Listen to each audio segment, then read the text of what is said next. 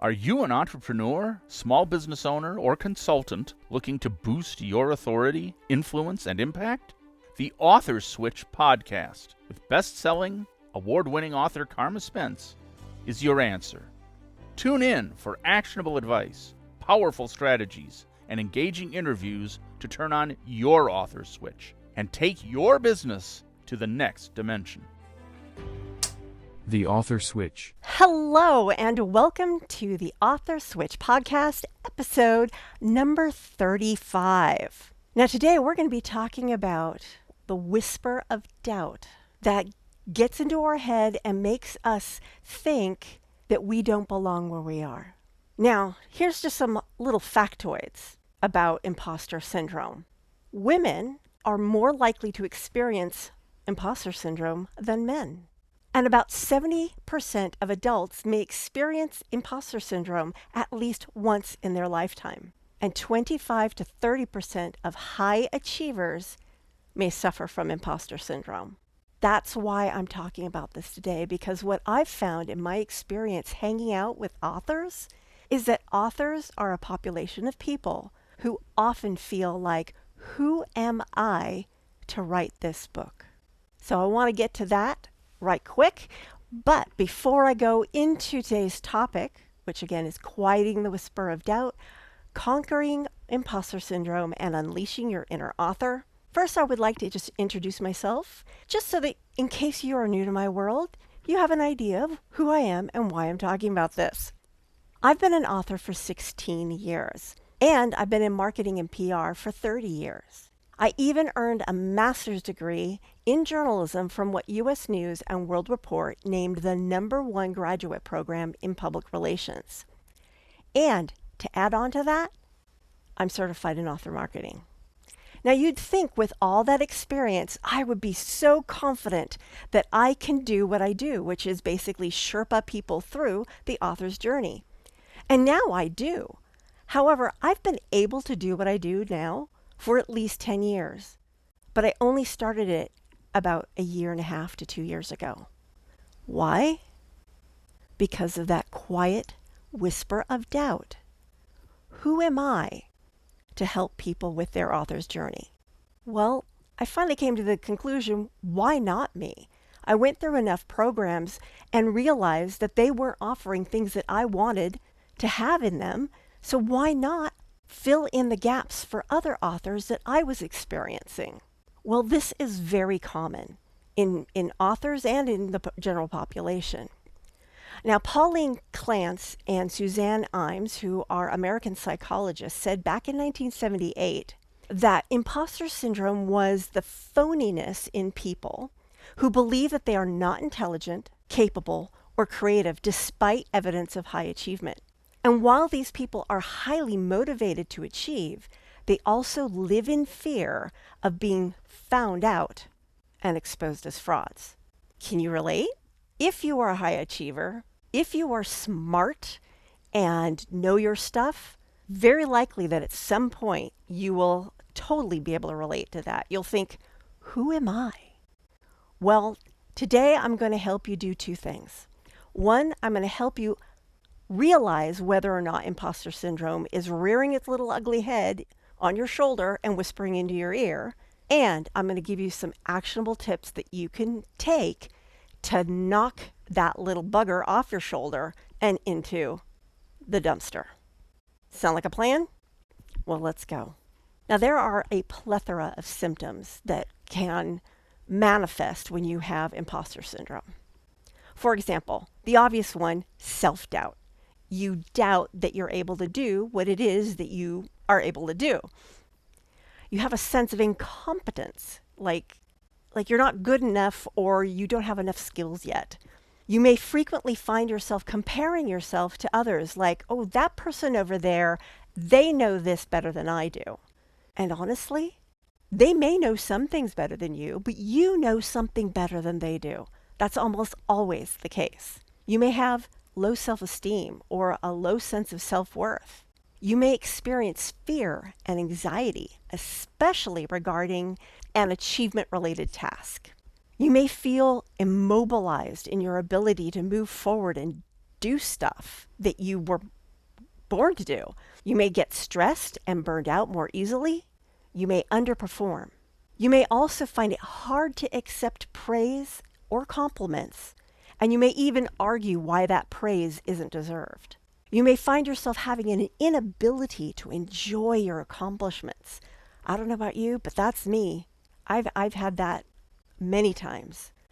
In fact, I've often said, "Oh, that little thing, that was so easy." Because when you know a skill really well, it is really easy to think, well, everybody can do it, but they can't. Another symptom is going overboard on a specific task because you're afraid of failing. You may feel that you need to be the very best and dismiss your own talents when you aren't your very best. You may set nearly impossible goals for yourself and feel disappointed when you fail to realize them. Boy, setting yourself up for failure? That sucks. It's painful. And that is imposter syndrome rearing its ugly head. And finally, you may feel guilty because of your success. I know that sounds counterintuitive, but when you are successful and you're suffering from imposter syndrome, you think, I don't deserve this success. And there's a part of you that's thinking, people are going to find out I wasn't worthy of this success. So that is an overview of the symptoms that you may experience when you have imposter syndrome. So how do you kick imposter syndrome to the curb and unleash your inner author? Here are some tips. First, and this is going to sound counterintuitive, invite it in and learn what it has to teach you. If you're feeling like you aren't good enough or that you are a fraud, that may be your subconscious trying to tell you something. It may be telling you that you haven't done one little thing that you need to do. It may be telling you that you're going in a slightly wrong direction and need to pivot a little bit. Or it just might be telling you that you need to tell yourself that it's okay. It may be your inner child saying, I need to feel loved. And this thing that you're doing that you feel like a fraud at triggers that need to feel loved. So show yourself some self-love. Tip number 2, be honest when you don't know how to do things. Remember, being wrong doesn't make you a fake. You need to know more than the people you are teaching, yes, but that doesn't mean you need to know everything. Get mentorship. That's tip number 3. Get help in 2 ways. You can get mentorship in dealing with your feelings of being an imposter, but you can also get mentorship in doing the thing that you feel like an imposter at.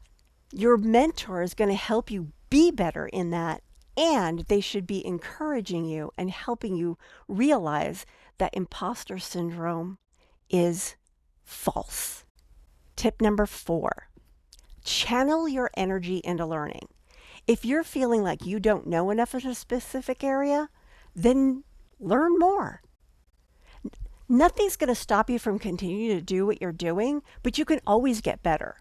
Life is a journey of learning and improving and getting closer and closer to mastery. Tip number 5, avoid defensive pessimism and self-handicapping.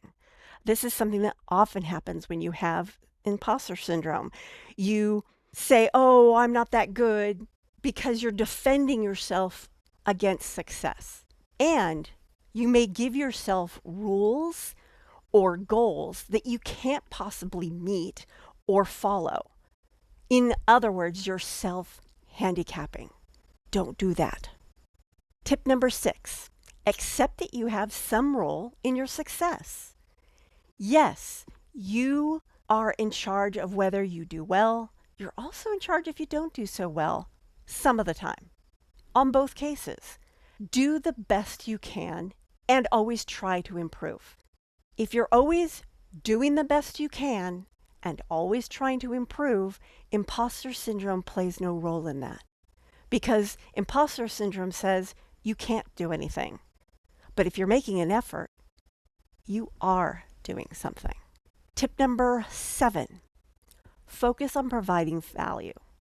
No matter what level you're at in whatever it is you do, you can provide value to the people who are meant to follow you, to the people you were meant to serve.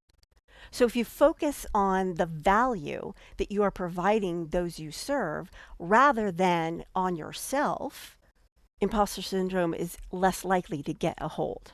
Next tip, keep a file of people saying nice things about you. I know this sounds kind of silly, but do it. Whenever somebody sends you a nice note, gives you a testimonial, says, gee, you're really cool, take a snapshot of it, put it in your I need a pick-me-up file. And then whenever you're feeling like, I'm not good enough, go to your I need a pick-me-up file and read all the wonderful things that people are saying about you. Because it is highly unlikely that if you've had any success in your business, that at least one person has said something wonderful about you. So keep that on file. And if you're new to your business and don't have any testimonials yet, go back further. I bet you have a report card somewhere in your elementary school or your high school or your junior high or middle school or whatever school you went to that says you got an A or at least a B. B's are pretty good too. Collect those things so that you can look at them and bolster yourself up when you're feeling down. And my last tip is realize that when you hold back, you're robbing the world. I'm going to repeat that one. Realize that when you're holding back, you are robbing the world. Now, I mentioned this in an earlier episode of this podcast that there may be more than one person doing the same kind of work that you do, but only you were meant to serve the people that you were meant to serve. If person A can only really learn whatever it is that you teach from you, and you don't teach it, person A doesn't get to learn because they can't learn well from someone else. That's why so many people will go through one mentor after another. They're searching for the right one. And you just may be that right one. So do what you can to make yourself feel good about yourself. Bolster up your courage. If you have to, then pretend that you're confident until you are. There are people out there who need you, who need your books, who need your products, who need your services. Don't let imposter syndrome rob not only them of your services, but you of your self-esteem. This is Carma Spence of The Author Switch, and this is the end of episode number 35. And I will see you in the next episode. Ciao for now. If you've enjoyed this episode of the Author Switch podcast and would like to show your support, there are a few ways that you can do that. First, I encourage you to subscribe to the podcast so you never miss an episode. Additionally, leaving a rating and review would greatly help me reach more listeners and continue providing valuable content. To stay up to date with the Author Switch podcast and gain access to additional information on amplifying your authority, influence, and thought leadership through books, you can follow me on LinkedIn at Carma Spence. For those interested in catching up on previous episodes, including those no longer available on podcast platforms, you can find them all at authorswitch.com/episodes, where you can choose to watch or listen to them at your convenience. Thank you so much for your support and for being a part of the Author Switch community.